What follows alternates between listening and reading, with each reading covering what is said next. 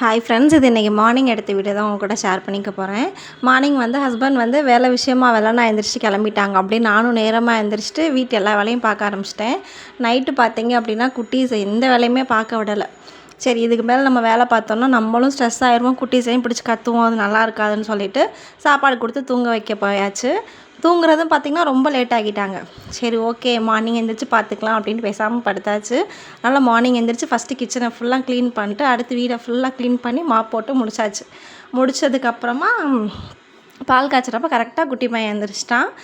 எந்திரிச்சோன்னே அவனுக்கும் பாலாத்தி கொடுத்துட்டு வேலை பார்க்க ஆரம்பித்தாச்சு. மார்னிங் பார்த்திங்கன்னா சப்பாத்தி போடலான்னு தான் பிளான் பண்ணியிருந்தேன்.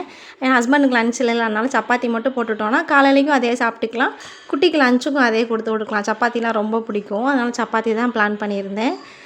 வீடு நீட்டாக இருந்துச்சுன்னா குட்டீஸை பார்த்துக்கிறது ஏதோ ரொம்ப ஈஸியாக ஃபீல் ஆகிற மாதிரி எனக்கு தோணும்.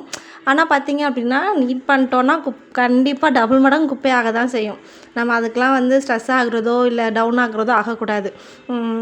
ஓகே, எப்போ முடியுதோ அப்போ க்ளீன் பண்ணிக்கலாம், நம்ம தொட்டோன்னா 1 மணி நேரம் வேலை தான் அப்படின்னு நினச்சிட்டோம் அப்படின்னா குட்டீஸையும் நல்லா சந்தோஷமாக பார்த்துக்க முடியும், நம்மளும் ஃப்ரீயாக இருக்க முடியும். ஏன்னா நேற்று நைட் நான் ரொம்ப நேரம் யோசிச்சுட்டே இருந்தேன்.